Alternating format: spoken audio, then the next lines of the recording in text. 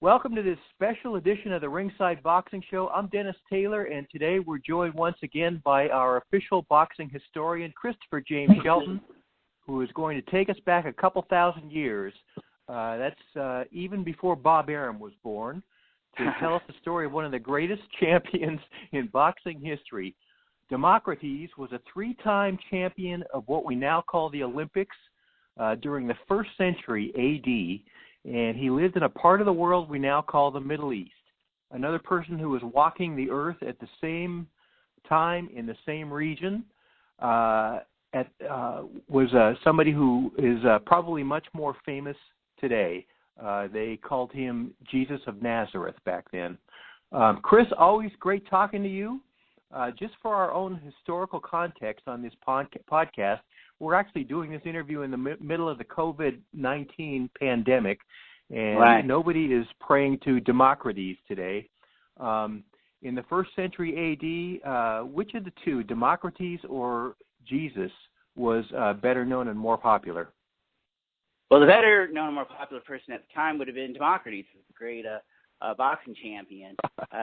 Jesus at best would have been a cult-like name sort of out there, maybe probably less known than David Koresh would have been at the peak of his thing before things went wrong. But especially for me to do these interviews, just these stories that come from the Turkey region. I have Turkish friends, and I really want to try to get this right, and I think it's special. I don't really just look at it as history, something to say it's like really dry. This is like important to me. So this is a great boxing champion. It's a boxing champion from like 2,000 years ago or 3,000 years ago or in between. Some of the great champions are just sort of ignored in the boxing world as if they never existed, which is sort of what's going to happen to most of us. We're all going to fade to dust, but just a little bit, there, or we wouldn't be doing this. And of course, as a person who, chit-chats about, boxing history with this people, the question I get a lot is, who's the great boxing? Was there boxing when Jesus was alive? And I said, yeah, it was a really great champion. Like, wow, really? Who is it? So this is kind of where it comes from. And then again, I have really close Turkish friends that mean a lot to me, and it's their region. So this is a great champion. I hope I do everybody proud. Is it possible or even likely that Jesus knew who Demokrates was and vice versa?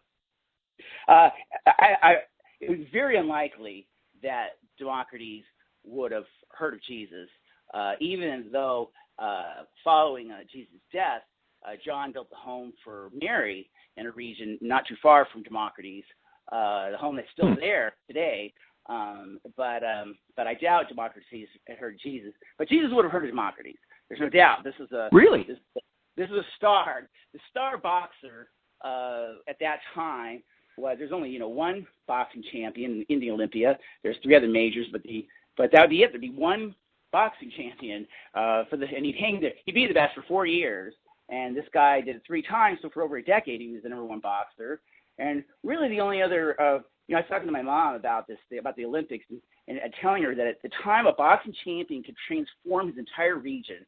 The region could not really be that well known by other people. And just by having a great boxer, suddenly your region comes to life, prosperity comes to the region, attention comes to the region.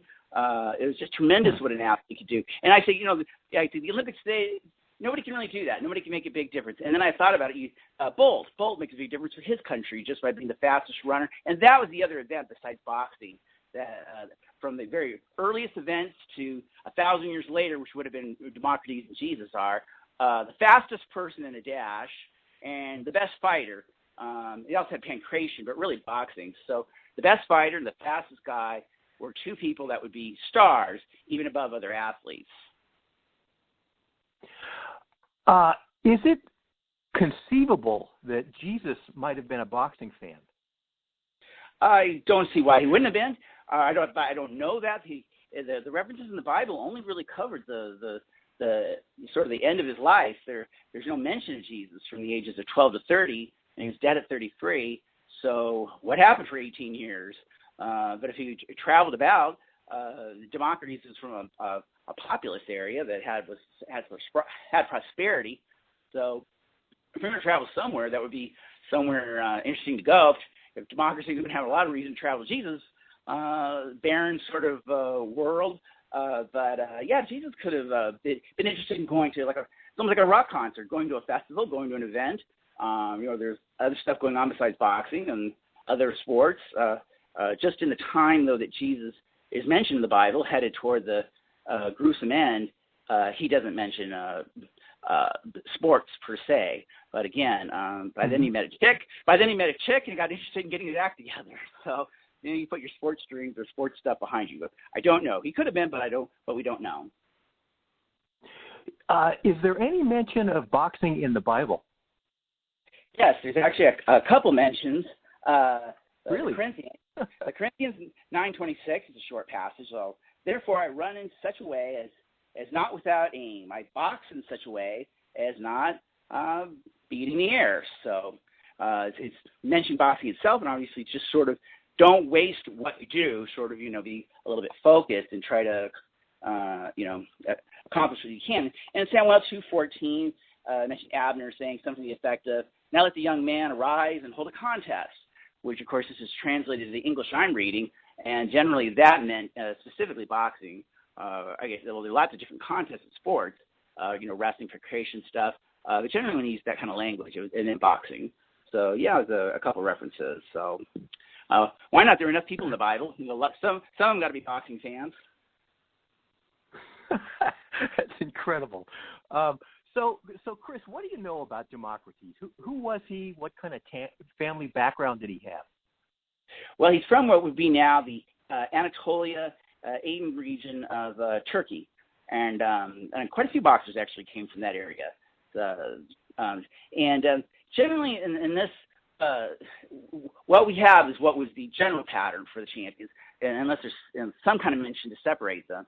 And in that time, we think it now people kind of coming from the ghetto, coming from a poor background, and that they're the kind of most dangerous fighters and boxers.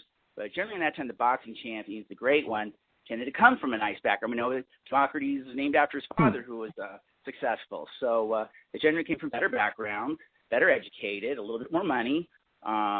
So they had a sort of plan mapped out, and then there was at a certain point a sort of judgment as to where is this person right now? Is it worth keeping this person going in sports?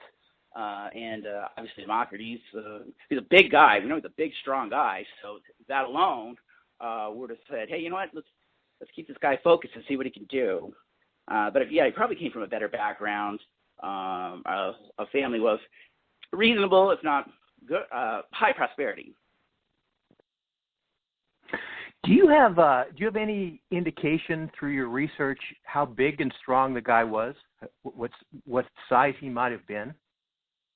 No, I wished I had really with all these sort of individuals a little bit more. The only thing you can really get is who mentions them sort of afterwards or in sort of side reference. But Demokrates is one of the people that is really sank into the abyss to a certain degree. But I get the impression he's definitely a strong offensive guy, and the reason I say that is because he also had entered in some of these other majors, other events, and they generally tend to be sort of lifting, heavy sort of pulling type things. So I get the impression he was an offensive fighter, and I get the impression he was a physically strong guy, since he at least had other events that he'd won that match in that area, and that's how you put together a personality. Were you able to come across anything about the way boxers trained or prepared for a bout or a tournament in the 1st century AD? Was it anything like modern times? It was not only a little bit like modern times, but just jotting down my notes here. It's amazing because the boxing, sort of could disappear for the Middle Ages. It's not that people didn't box; it's just these things aren't mentioned, they aren't organized, they aren't kept alive as champions historically and things like that. And as it sort of came back again, it's amazing how it's exactly the same, how people sort of rethink. Here's some of the things I got down. We have sparring partners, would have been in Demokrates' time, a heavy punching bag and a lighter bag used for hand speed, just like we have today, lifting weights. In this case, holding onto a moving bull or putting a rope around a moving bull, bending iron bars. there's an episode of The Office where Dwight decides to come up with a weight room, and somebody looks at it, this is the bizarre thing I've ever seen. We're used to American weights, where they just look. It looks like what we think American weights look like. Well, there are lots of clever ways. People in prison don't have necessarily a gym, and they learn how to do different things to get strong, physically strong. So bending iron bars, roping a bull as it's moving, walking the beautiful Anatolian hills or mountains. That Turkish region, that is this beautiful country. I think you can hike there and get your legs strong, and encourage the diet, encourage meat, including ox, bull, goat, and deer. I know Turkey has great lamb, but it wasn't mentioned. It was ox, bull, goat, and deer. Unleavened wheaten bread made from barley. There's an olive oil special kind to protect the fighters from the sun. There was also used a mixture type of thing, or a salt kind of thing, almost rubbing it over the skin to avoid cuts. I'd read other people said they tried to get punched to get you need your skin tough. You still don't want to be a bleeder from 2,000 years ago or now. So there was thoughts about that. Abstention from sex. Now, that was actually something that was still encouraged in Demokrates' time. And I've always asked boxers, wow, you have to not have sex. And I'm not sure they know why. But the reason it was supposed to be in Demokrates' time is because it was considered a vice. And if you could be strong-willed enough to avoid sex, to avoid this craving, then that meant you would have some kind of mental willpower involving your boxing or your athleticism. I don't know how much that's true, but that's what it was for. Let's see. So anyway, some of the food, some of the exercising, again, the sparring partners, and then probably the other thing that you'd have to think about, since I've looked at this with other Turkish boxers, the traveling.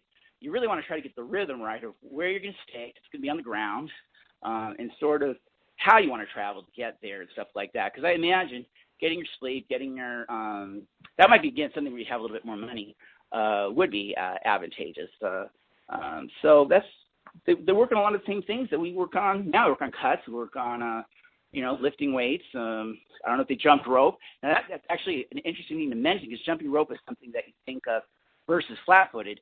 And I get the impression maybe the fighters were a little more flat-footed in Demokrates' time. So that's maybe something a little bit different, unless you're a Joe Louis fan, Sonny Liston fan. Okay, so what were the rules of boxing 2,000 years ago? Well, we know, if nothing else, there were definitely rules. And that is Anamastos, who's also from the Turkish region. He was about 800 or so years before Demokrates. That when he won his 4 Olympias, he was popular enough to rewrite the rules in a way that stayed in modern for the next 800 years. And I gather it just had something to do with, it was fight to the finish, but I gather it had something to do with could you kick? And the answer would be no. There were small times in Olympia where you're allowed to kick, but that was quickly pulled away. No gouging of the eyes. They wore a sort of glove or strap, but it would have been at least, if nothing else, a slightly thicker texture than as time went on and the Romans took over and really made things sick. Boxing wraps are meant for the fighter to protect their hands, and also you don't really want them to be like cut strips and cut your opponent. So they're at least a little thicker than that. They weren't that thick as the gloves we have today, but they were slightly padded and wore gloves. And let's try and think. You just those sort of the basic things that we have today, other than it would not have been held by time or rounds that we know of. That it was a fight is finished, and what happens when a pugilist falls down? How much time do they have to get up? Obviously, no one can help them up.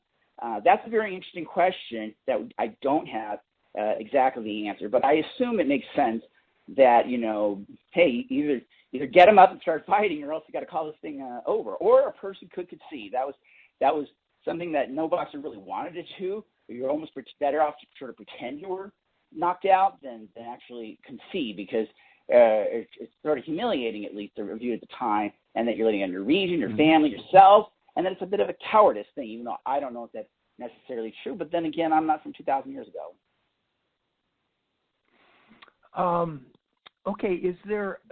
Do you think there's any way to know what kind of boxing style Demokrates might have employed, or any fighter of that day?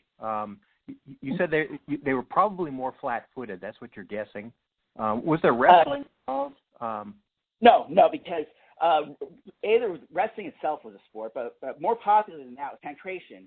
And pancration at times, at least when Diogenes Thanos was both a pancration and a boxing champion, at times pancration was almost the equal of boxing, and it was much more like UFC, MMA kind of stuff.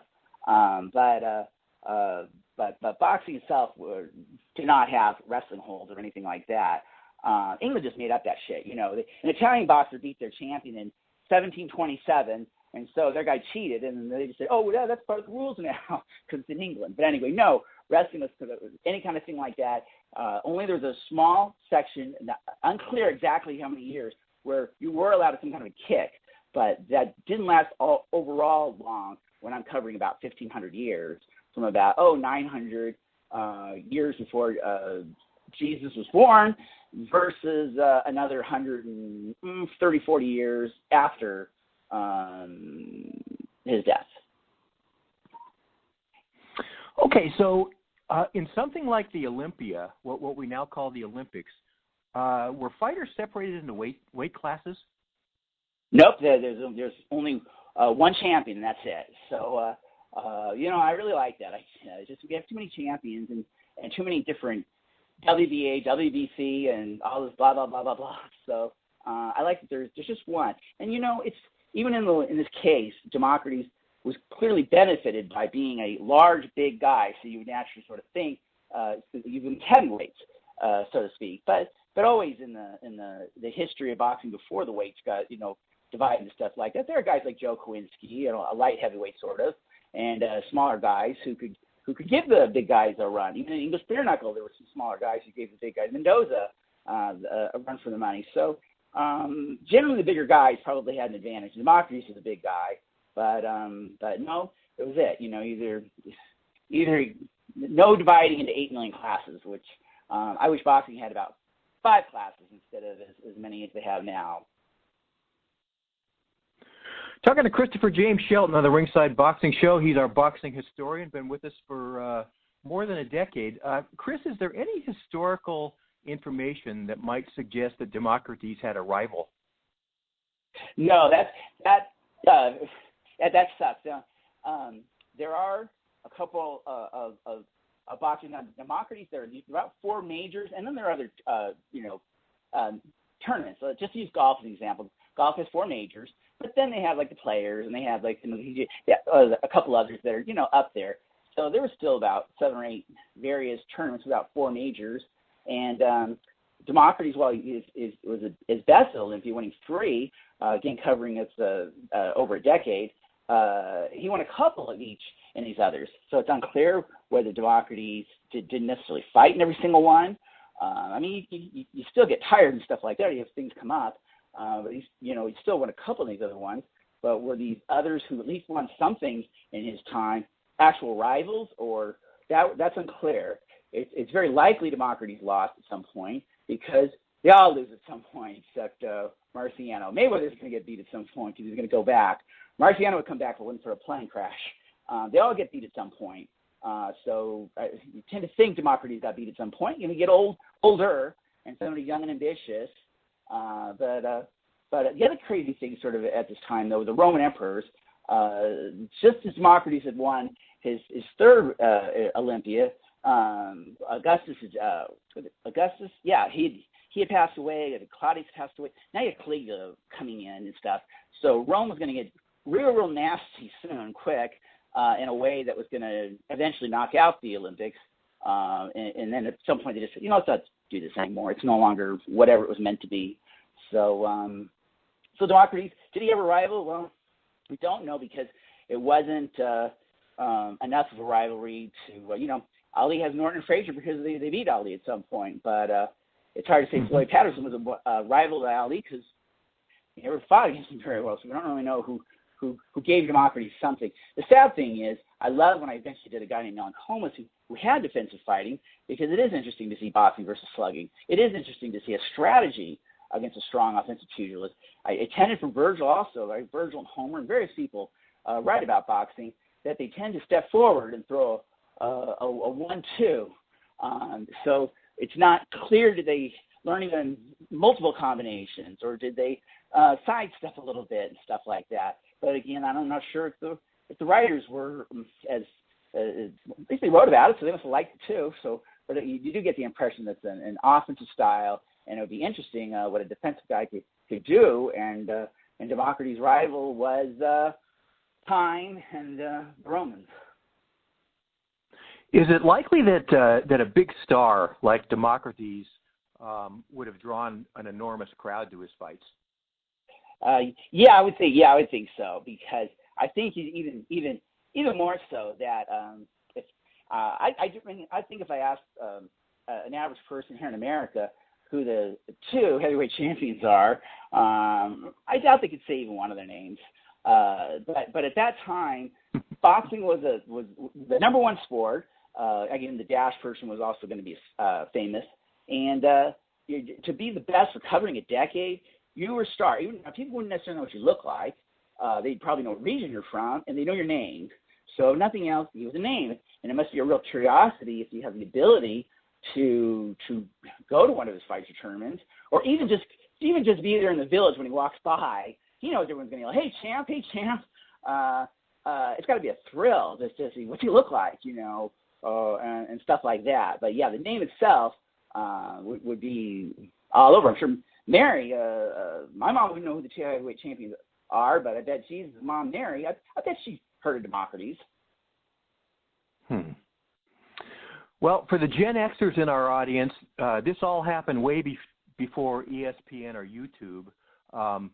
Chris, as a boxing historian, how do you dig up information on a boxer who fought 2,000 years ago? What's your process? My process is having a great love for a couple of friends. My Turkish friend, Seren, who became a doctor after a million years of medical school. Having a love for her made me want to learn from her region. Hey, you got some great boxers from your region. You do? Yeah. So now I think, well, I'm going to learn more about them. And then you find out, wow, it's tough getting information. You kind of start out with about 6 small puzzle pieces, and you go, I can't do anything with this. And then you start thinking, all right, well, what else is written? What's written by people that aren't necessarily boxing writers? What can I get? And let me learn more about the region itself, and I can learn something. So you start putting together pieces, and then you have, if nothing else, something starts to seep through. And then I do, silly things like watch Raging Bull, just to remind myself, hey, Demokrates, somebody's trying to take this away from him. Is Demokrates his champion? If nothing else, if there's not a rival, there's a Dennis Rodman out there. There's somebody out there to take it away from you if you don't watch it. And I think boxing, despite how much I read that they're all gentlemen who try to follow rules, I think boxers are boxers. I think that if you can get away with a hold, or you can get away with an elbow or something, you do it. So people had to do this against Demokrates, which meant Demokrates had to probably have a little bit of a temper or a little bit of a rage, a willingness to hurt. Maybe he's behind in a fight, like Sugar Ray Leonard with Thomas Hearns. It had to be something in there, a personality. So let's try to put these together, and get to read the Bible and read about other parts, the Roman emperors, so you get an idea of some of the outskirts of Demokrates' region. Demokrates' region itself, which specialized in figs, wine, and you still get figs from that. Jesus would probably eat those figs that Demokrates ate, and that we could eat today from that region if we import them. So cucumbers, there was also that region in cucumbers, and it's kind of, again, you kind of put together what you have, and then I appreciate it as Turkish history. I know that I was probably wanting to. I know Dennis don't want me to say mean things about the English because I'm mad at them, but I won't go into that. I'll let it go. But let me ask you a question, Dennis. You tell me. The Philadelphia's first library, Benjamin Franklin, and the let's just do that. The library and Boston's whatever, their first printing press. Where did that come from? It's not the natives. It's either America, England. It's not the natives. Where did it come from? America or England? The first printing press? Yeah, that was an American invention, I believe. Well, there you go. That's what I say. Now, America wasn't in charge at the time. No, they're English. Benjamin Franklin, they're all English. They're still on this territory called America. But I say that's not English. English can go to hell. That's America. That's Philadelphia. Benjamin Franklin's American. That printing press, the first library in Philadelphia, that's American. Boston's first printing press, that's American. So the stuff that's on Turkish land, including Demokrates, that belongs to Turkey, not Greece. Just because England says it's from somewhere doesn't make it true. Anyway, the only small thing on that, and I won't go into it long, is I had a chance to get this to the people of Turkey, and the publishers of the major newspaper really wanted it. So I'm like, wow, this is going to be great. Like, all this effort, I don't get paid. This is a love effort. So I'm going to get it out there in the major newspapers of Turkey. So they say, you know what? Actually, we're not used to dealing with Americans. And they forward it to deal with an English people that we work with, and they mixed it sort of. And I don't like anything they write about, this time and period. I like they really annoy me. I really, so anyway, they piss me off because this should have gone to my friends. And it belongs to, anyway, it's Turkish history, and it belongs to the Turkish people, just like Philadelphia's library, the first one, that technically King George III is in charge. Well, I don't give a damn. It's American. And I believe the stuff in my history effort was meant for Turkey. Okay. Hey, last question for you. Is there anything that exists today that might be a boxing artifact from 2,000 years ago? A couple things. It's so wonderful as Turkey does try its best to preserve this stuff. 2,000 years old, and there's a couple structures, but the one that I think is the most interesting is the amphitheater. There's still enough of the amphitheater that would have been Demokrates again from a thriving region. He was from the Magnesia region. And it's still there for 2,000 years, enough that you can see it and almost feel the events that would take place there.